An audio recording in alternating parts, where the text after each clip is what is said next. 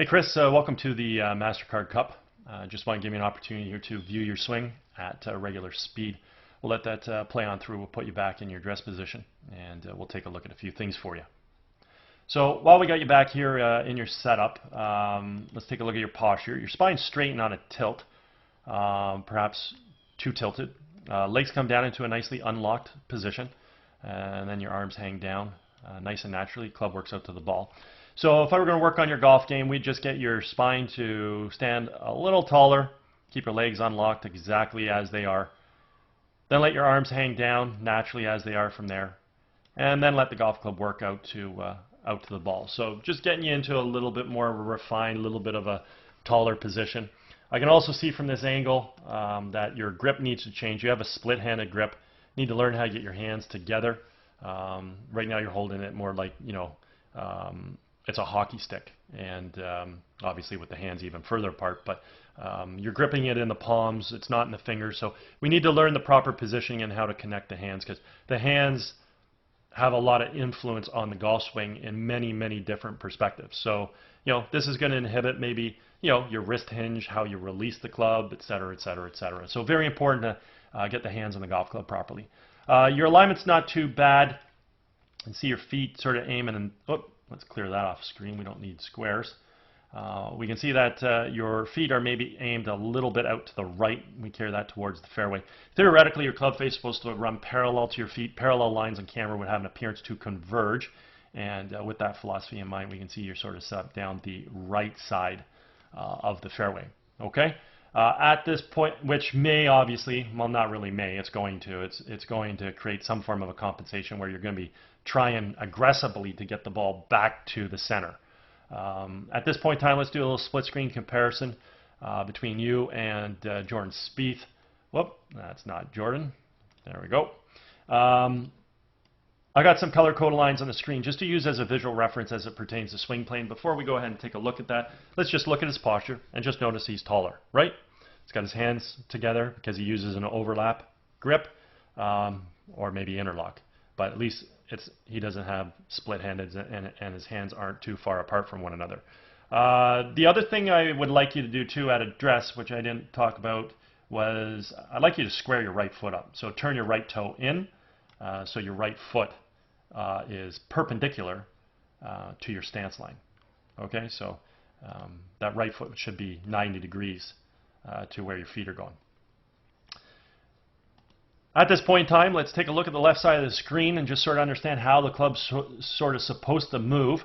We want to initiate our takeaway by creating good shoulder rotation, drawing the arms and hands back as well as the club. We want the club coming back on plane directly along the red line.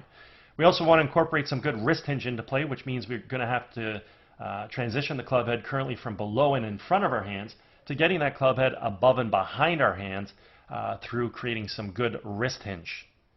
So that transitional move right there in the takeaway is very, very important. From here, we're going to work the golf club from red now up to the blue-yellow V zone.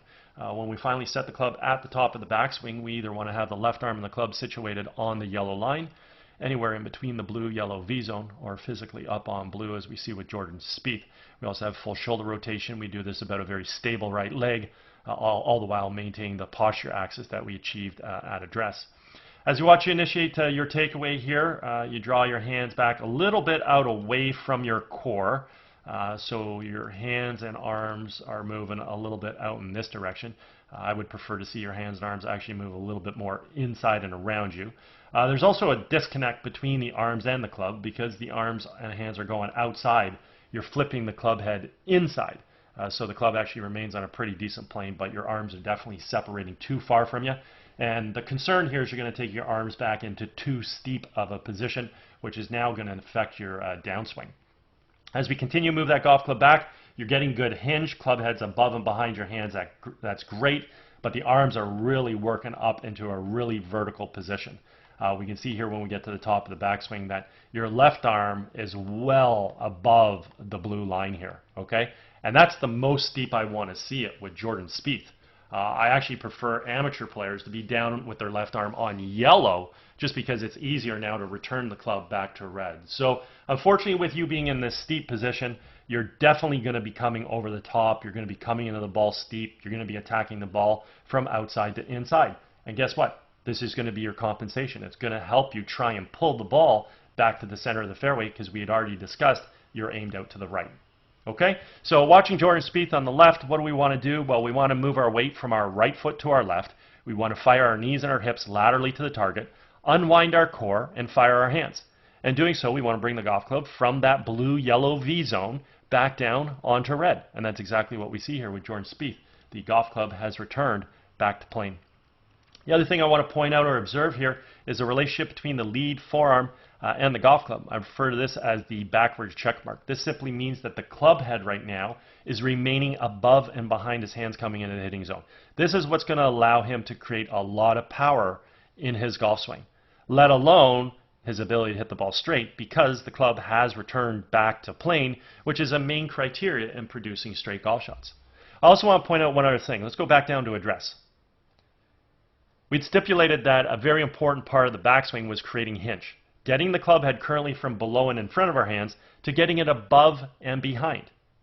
Well, notice when we create this hinge and get it above and behind, bingo, he's right in the exact same position. So now all he does is completes the backswing up into the blue-yellow V zone and returns the club right back in to this backwards check mark. This is the most important part of a golf swing if we're going to hit it far and we're going to hit it straight. So with you, unless you give it a Jim Furyk reroute back to the inside or a Freddie Couple reroute back to the inside, this club is not going to return back to plane. We watch your transition coming here. You even have an over-the-top move from your steep position.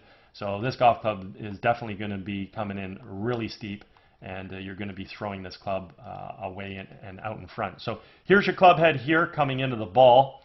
We can clearly see that it is not returning back to plane, and as we continue to track it into the ball, it moves just further out in front until it gets outside of the ball. So here's your descending plane right here. We'll give you a good visual if we just sort of connect the dots. So you can just see how steep that is coming into the ball versus, again, with Jordan Spieth, the club returned back to plane here and attacks the golf ball right from the red line. And as I've already stipulated, this is, again, what produces straight golf shots in accordance with our alignment, assuming the club face squares up via having a good grip. Okay? But we can see here that the downswing planes are vastly different.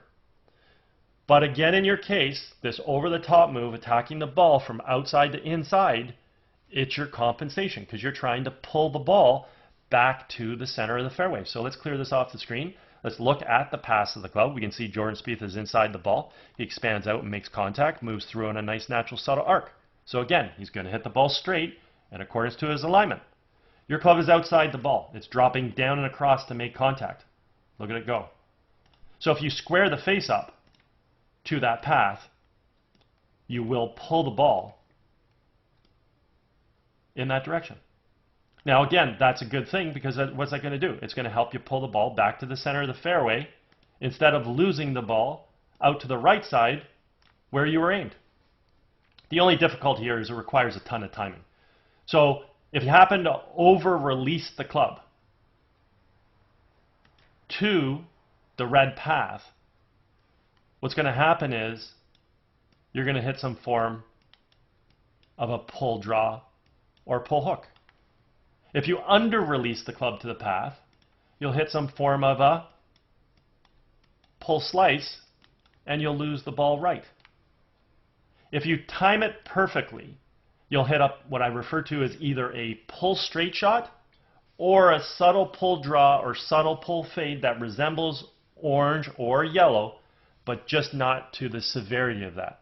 So you'll pull the ball right back online, it'll stay at blue, and then maybe it just has a little bit of a fade, or maybe it has a little bit of a draw. But this requires so much precise timing because we're swinging the golf club from outside to inside and having to manipulate that club face through impact to make sure we hit a good golf shot.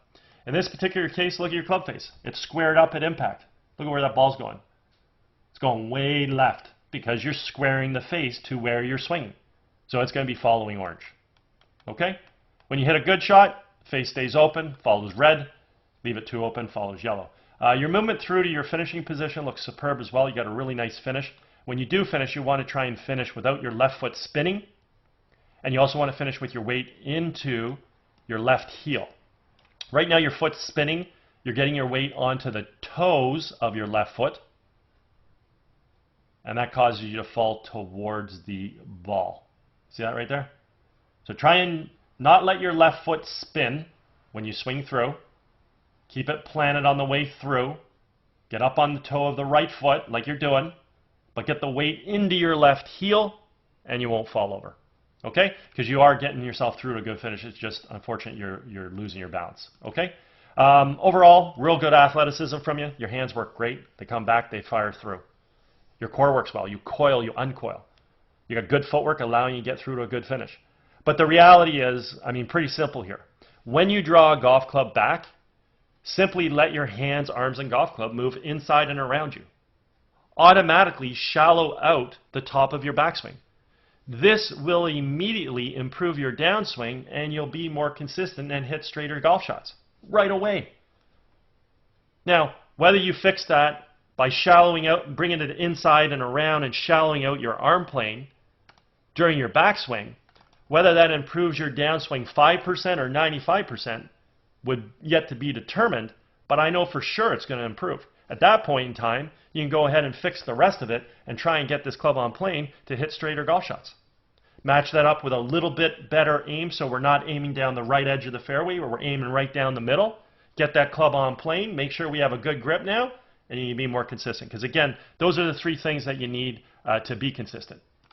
You have to have good aim, good downswing plane, and a good club face position through impact via having a good grip. Unfortunately, we don't have any three of those criteria. We're aiming a little too far right, not drastically. You have a major over-the-top move, swing the club out to in, and at that point in time, who knows what you're doing with the club face, and we can see your split-handed grip right there, so we definitely have to get a much, much, much better grip as well. Okay? Anyways, at any point in time you ever want to work on your golf game, I'm located over at Glen Abbey in Oakville. Be happy to structure a little program for you. Also, if you're involved with any golf tournaments, you guys are looking for a unique gift to provide your guests, feel free to reach out. Be happy to discuss my swing analysis services. Anyways, hope you had a fabulous day, and hope you enjoyed getting an opportunity to see your swing on video. Take care.